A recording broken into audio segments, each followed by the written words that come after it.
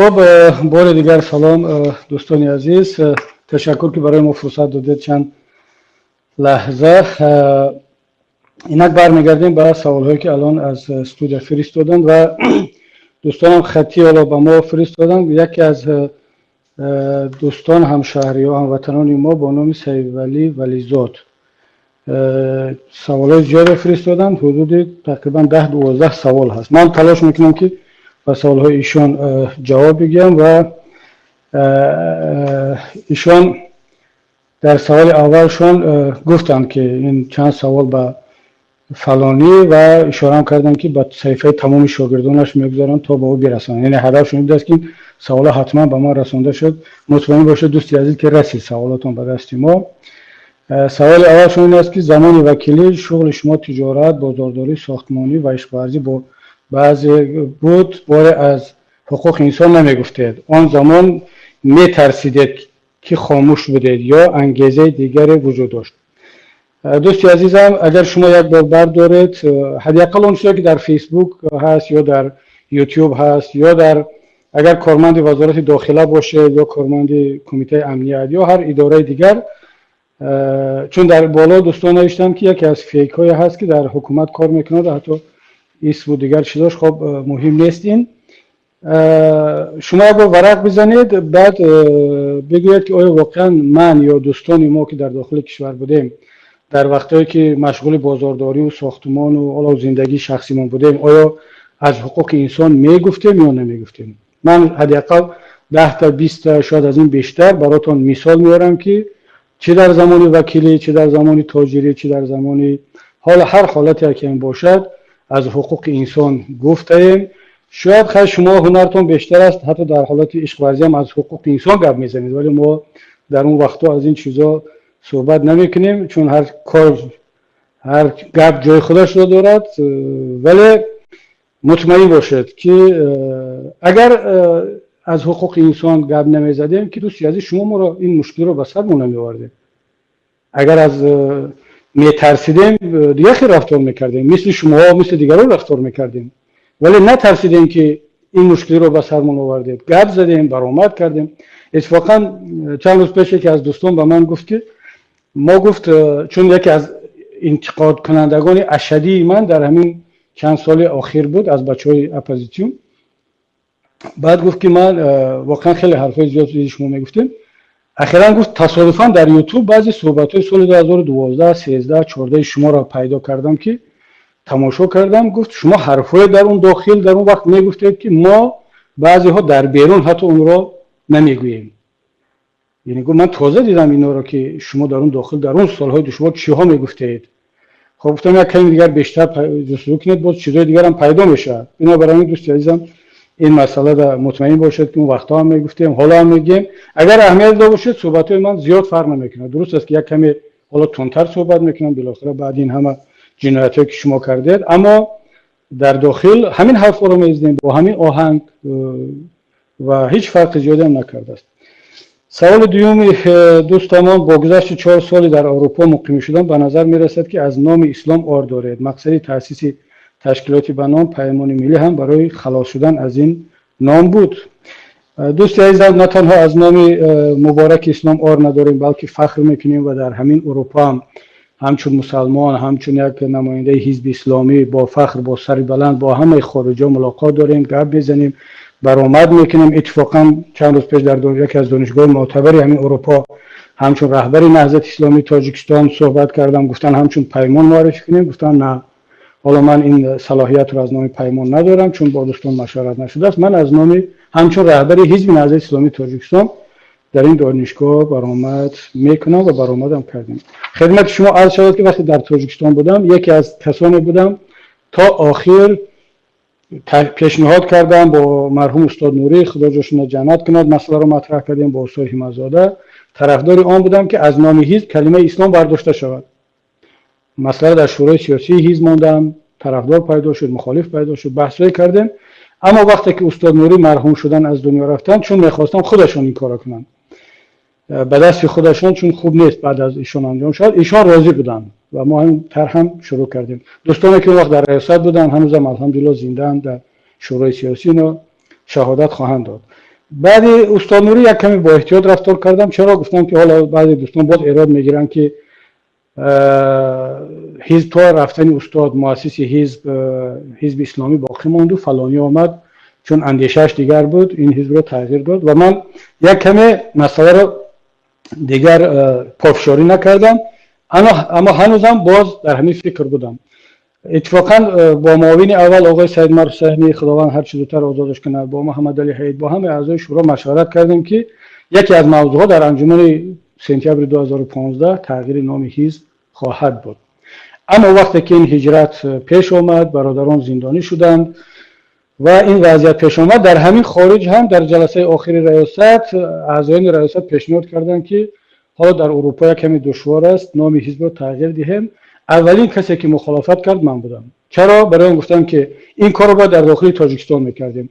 الان اگر در اروپا کنیم بعضی از همین باز کسانی که همیشه ایراد میگیرن باز میگن که ببینید اروپا رفتند و نام حزبشون رو تغییر دادن. من زیر بر اومدم گفتم نه، تا وقتی برگشتن به تاجیکستان نام حزب نهضت اسلامی تاجیکستان باقی خواهد ماند. تاجیکستان که رفتیم باز در کشور خودمان باز تصمیم میگیریم. بله منم در این مدت نه تنها من، تمام جهان اسلام علم پیش رفت، فکرها پیش رفت، بسیارا به این خلاصه آمدن که دیگه در یک کشور اسلامی شاید ضرورت تأسیس یک حزب به نام اسلام نمانده باشد. در زمان شورای درست بود چون اینجا مسئله دیگر بود، اما در کشور مسلمانی شاید این چندان مهم نیست. این یک مسئله داخلی حزب بود. متاسفانه شما نگذاشتید. من چرا شما میگم؟ برای که به من دوستان در اینجا نوشتند که شما در کجا کار میکنید. برای همین عذر میخواهم دوستی عزیز. شما گفته تنها شما شخصا نه، یعنی منظورم تمام اون دستگاهی که شما این کارها را کرده اجازت ندادید که این کار در داخل تاجیکستان صورت بگیرد. ما هم انشاءالله که تا برگشتن به داخل کشور نام مبارک اسلام رو در نام حزب نگه می‌داریم، اما تأسیس پیمان هیچ ربط به حزب ندارد، چون این یک ائتلاف است. نمی‌شود که مثلا پیمان ملی تاجیکستان با نام اسلامی می‌ماندیم. خب در اینجا حزب در این پیمان حزب اسلامی است، حزب انجمن بچه‌هایی که هستن اونجا کاملا شاید یک قسمش نمیدونم، شاید ما کار نداریم به عقیده شخصی به اعتقادش، شاید مسلمان است، شاید غیر مسلمان است، شاید اصلا به دین باور ندارد. این یک حرکت ملی هست، در ملت ما همه چی هست. شاید فردا یک اعضای حزب کمونیست میاد عضو پیمان میشود.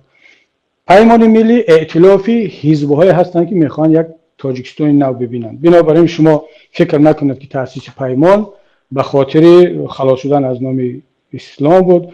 حزب نهضت اسلامی تاجیکستان و استاد نوری، استاد همت‌زاده، استاد تورجانزاده در وقتش نماینده حزب نهضت اسلامی تاجیکستان بودن. اتحاد نیروهای اپوزیسیونی تاجیکستان را تأسیس دادن، نام اسلامی هم نداشت. خب هدف اونا دست کشیدن از نام اسلام که نبود. و حتی فعالیت حزب اسلامی را در جمهوری اسلامی افغانستان قطع کردن. این ضرورت است، این واقعیت که پیش اومد دوستی عزیزم دیگر این مسئله از بین میرود. خب یک سوال دیگر دادید با تأسیس تشکیلاتی به نام پیمان ملی که در آن اصلا اعضا اسم الهام جان هم آوردید و دیگر نامخوران نهضت نامهایشان شامل شدند. شما خودتون را رهبر مخالفین اعلام کردید، در صورتی که نیروهای دیگری اپوزیسیون مثل گروه 24 و تندار نه تنها با آن شامل نشدند بلکه مخالفتشان را با این کشتی شکسته در ناخنک اظهار داشتند. نظرتون در این باره چیست؟ دوستی عزیزم، اولش این که باز میگم پیمان ملی تاجیکستان این پیمان نهضت نیست. نهضت در اونجا همون مقدار نماینده دارد که دیگر حزب و حرکت ها دارند و به هیچ وجه یعنی تلاش هم نکنید که پیمان را همچون نهضت معرفی کنید. ما فخر میکنیم وقتی شما این کار را میکنید، چون این بیانگری آن است که نهضت را شما دارید اعتراف میکنید همچون یک قوا و قدرت، اما خودمون اعتقاد نداریم با اون که پیمان همون نهضت است. نهضت عضو پیمان هست و این مسئله کاملا روشن است. اما درباره آن که من خودم رو رهبری مخالفین اعلام کردم هیچگاه در هیچ جایی رو نشنیدید. شما در کجا گفتید؟ من رهبری پیمان ملی تاجیکستان و همزمان رهبری نهضت اسلامی تاجیکستان هستم. مخالفین تاجیکستان خیلی وسیع‌تر از پیمان از نهضت است و در اینجا نه تنها این گروهایی که شما نامبر کردید، برادران گروه 24 و تندار، در اینجا انجمن نیروهای سازنده هست، در اینجا شاید دیگر شخصیت‌ها و گروه‌های هستند که هنوز شکل نگرفتن یا دارن در مرحله شکل گیری هستند. و این نکته رو هم خدمتتون عرض کنم که اصلا اپوزیسیون امروزه تاجیکستان شاید از مجموع کسانی که مخالف حکومت امروزه هستند شاید 5 یا 10 حد اکثر 10% هم. یعنی ما قشری از همه کمتر هستیم. قشر بزرگ این ملت که نه از شما راضی هستند نه از ما، کسانی هستند که نه عضو حکومت نه عضو اپوزیسیون، ولی با دلیل های با سبب های حالا یا خاموشن یا منتظر کدام فرصت دیگر هستند، اما بدونید که اونا هم اپوزیسیون هستند، اونا هم مخالف هستند. اصلا شما اونقدر حکومت خوبی نیستید که حالا شما رو دوست بدارن. اگر هر کسی هم جای شما می بود همین کارو میکرد، مطمئن باشید که همین مقدار مخالف رو می داشت. خب اما درباره اون که ما کشتی شکسته هستیم یا کشتی شکستگان هستیم یا کشتی نشستگان هستیم، شعر معروف خواجه حافظ را بسیاری ها بعضی ها معمولا کشتی نشستگان میخوانند، اما بعضی ها میگن که شاید کشتی شکستگان هم بود. در بعضی سرچشمه‌ها کشتی شکسته آمده است. خب دیگر این یک عباره حافظ است و کلاسیکی است. اگر کشتی نشسته هم هستیم خوب است، اگر کشتی شکسته هم باشیم بالاخره این کشتی رو باید تعمیر کنیم، به ساحل برسانیم. و به گفت خود خواجه حافظ به دیدار دوستان آن باد شورته که خست، منظورم فهمیدید باد شورته چی هست. اون باد شورته که خست دیگر حتما ما رو به دیدار دوستان به ساحل میرساند و بعد معلوم نیست که کشتی دیگران در کجا باشد. اما این دوستان هر کی ما رو کشتی شکسته گفت خب که حق دارن، واسه نظرشون است، نظرشون گفتن ما احترام میکنیم. یک سوال دیگر این دوستمون، چون من معذرت میخوام دیگر همه سوالهای این دوستمون رو به جواب نمونیم، بعد بریم به سراغ سوالهای دیگری که اینجا هستند. وقتی نشستی دارون شما میخواستید بعضی روشنفکرانی در آلمان قرار داشته رو جلب کنید. وقتی ما آمدن گفتید که آنها رو به جز همقدهانشون کسی نمیشناسد. بعدا از نوار سخنرانی شما کلمه همقدهان بریده شد. آن همقدهان کیها بودند؟ بله، من در سخنرانیام کلمه همقدهان رو استفاده کردم. بعدا خواهش کردم از دوستان که این کلمه اگر در ثبت باشد بردارن. چرا بردارن؟ برای آنکه قبل از جلسه بعضی از دوستان، شما خودتون آگاه هستید دیگر، معلوم است که خیلی مسئله رو پیگیری میکنید، گفتن که عذرخواهی کردن که اون چون علیه این کنفرانس دورتموند خیلی سر و صدا داشت، ولی ما هم رو دعوت کردیم که بیان شرکت کنن. یک گروه از برادران عذرخواهی کردن که نمیتونن، اما یک عده از دوستان و هموطنان عزیزمان هم شرکت نکردن، هم یک موقعی زیر این کنفرانس گرفتن با دلیل هایی که شاید بچه‌ها کسی اشتباه کرده است، کسی نادرست دعوت کرده است، حالا به هر دلیلی که کار ناخوب کردن این بچه‌ها، ولی اون دوستان لازم دانستن که علیه این کنفرانس موقع گیری کنن. بعد یکی از دوستان، من آشکار بگم، یکی چرا این کلمه همقدهان اینجا استفاده شد که البته کاری چندان شاید خوبم نبود، یکی از دوستان گفت که شما ناراحت نشید، این صحبت در وقتی بود که ما چند از دوستان نشستیم و یک کمتر یک مراسم بود و با هم یک حالتی سری دسترخوان بود و در هم حالت که همین گپ پیدا شد که ما نمیریم همین گپا رو میگیم. اما بعد که من شخصا بعد از اون روز دیگر بعد گفتم که همین گپ خوب نشد. وقتی اون برادر گفت که همین کار بود دیگر منم حالا وقتی این صحبت میکردم در همون لحظه اون مسئله پیش اومد که خب گفتم این گونه موقع گیری زیدی دورتموند زیدی کنفرانس، یعنی در سر یک معرکه نشستن و بعد این حرفا رو گفتن یا بعدش شاید خوب نبود. و بعدا وقتی دوستان گفتن که نه وضعیت فرق میکرد، منم گفتم که بله خب برداره دیگه این رو. خب مسئله چندان جدی نیست. من خواهش میکنم شما هم اینم با بخاطر اختلاف بیشتر کردن و فاصله رو بین پیمان و بین اون دوستان و برادرانی که در اینجا هستن زیاد کردن، این چون از سوالهای شما برمیاد که هدفم یکیش همین است و مثلا اونها کیها بودن، اونا شخصیت مشخصی نبودن و خواهش میکنم شما در آینده این حرفا را این کنار بگذارید و بگذارید که مخالفین خودشون بین خود صحبت کنن، راه پیدا کنن. ما اصلا اشکال نداریم بین یکدیگر، حتما بعضی اختلافات هست، بعضی حرفا هست،